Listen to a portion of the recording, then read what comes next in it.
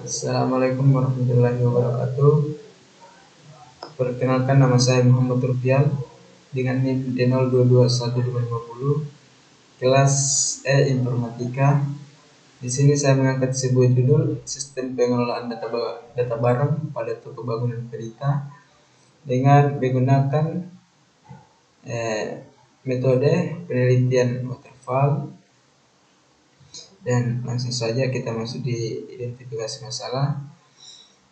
Nah, yang pertama itu pencatatan stok barang masuk pada toko bangunan Pelita dilakukan secara manual dengan tulis tangan di atas kertas, menyebabkan terjadinya kesalahan pencatatan laporan data hingga perhitungan laba.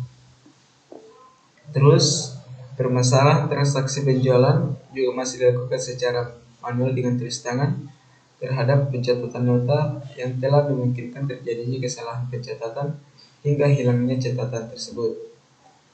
Nah, untuk analisis sistem dapat membantu proses bisnis yang mempermudah pekerjaan pemilik dengan meningkatkan kualitas inventaris menjadi terkomputerisasi, seperti membantu dalam melakukan pencatatan stok barang, melihat informasi dan dapat melihat laporan penyediaan stok barang masuk sesuai rentang tanggal yang dipilih, dan sistem ini dapat membantu mengurangi kesalahan tersebut.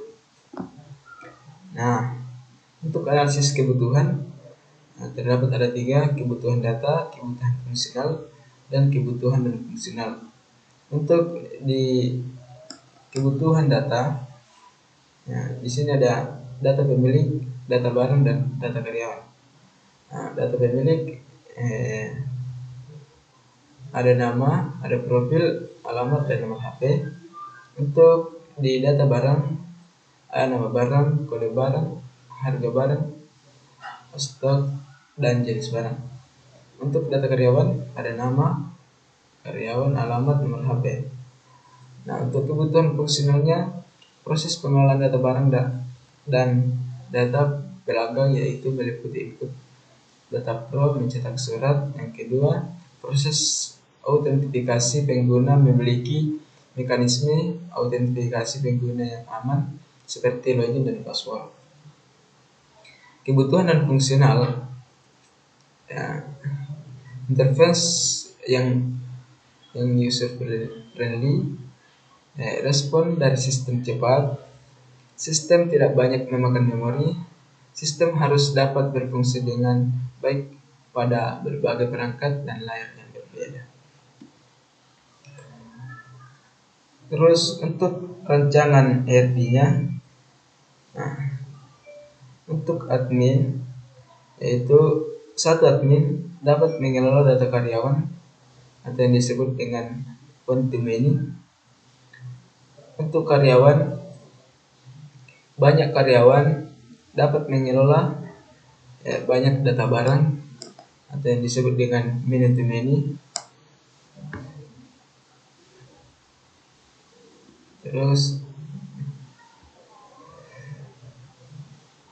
ini untuk rancangan basis data, dalam tabel admin ada ID admin yang dijadikan primary key supaya bisa disambungkan kepada karyawan, tabel karyawan dengan ID admin dijadikan bridging key.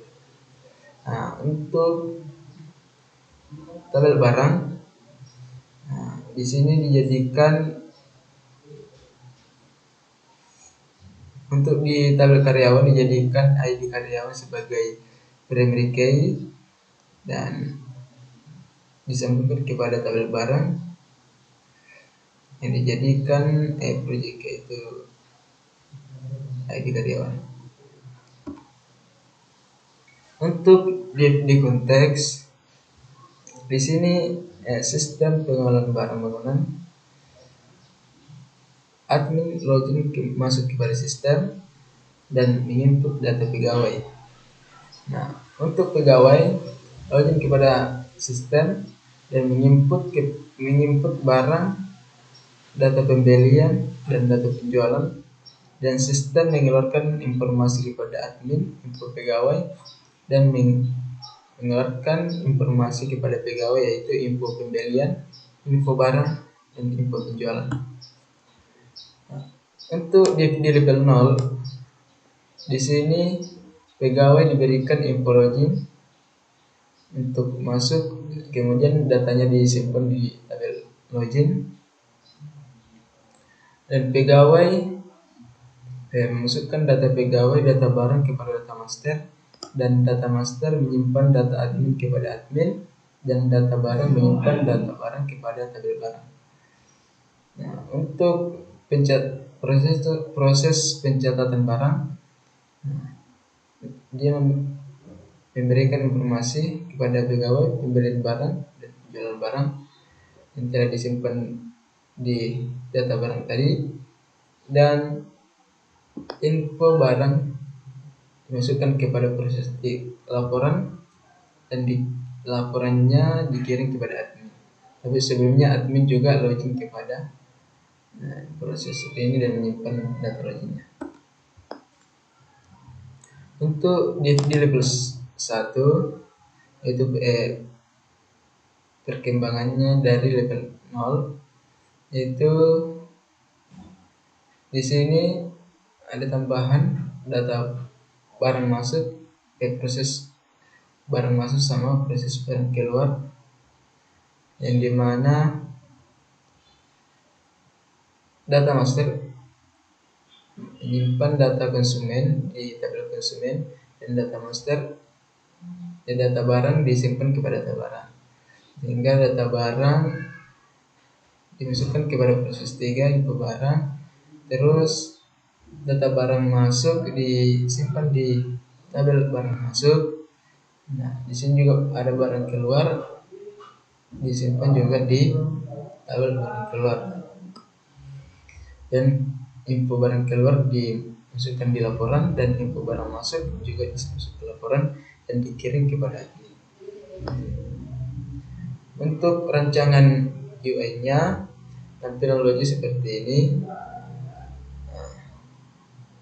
yang dimana di dalam menu logi hanya bisa memasukkan username dan password yang sudah terdaftar pada database.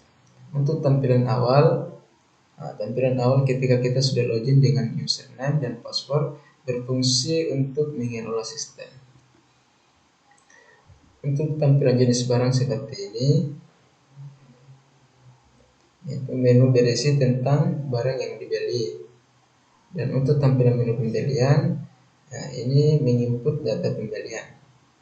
Dan terakhir ada tampilan menu laporan.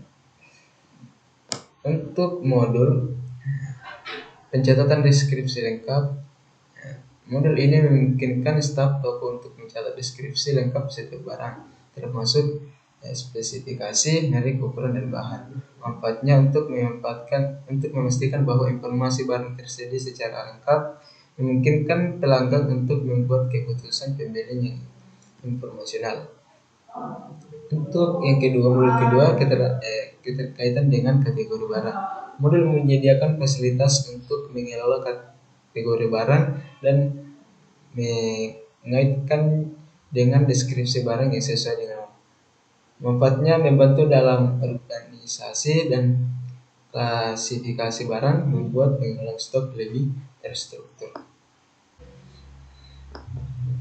Dan poin keputusannya, apakah barang tersedia, barang ada. Ketika barang ada, kita beli barang baru, dan ketika ada barang baru kita beli barang yang lebih. Ketika barang mendekati kadaluarsa, kita pertimbangkan untuk beli barang, dan barang mendekati kadaluarsa juga kita pertimbangkan beli barang, dan apabila barang kadaluarsa kita tidak beli barang. Untuk supportnya seperti ini, barang tersedia dengan jumlah banyak dan sudah lama tersimpan dan tidak mendekati kadaluarsa, dan mendapat diskon beli banyak barang, dan seterusnya. Terima kasih, itulah hasil pembahasan saya. Saya ucapkan terima kasih. Assalamualaikum warahmatullahi wabarakatuh.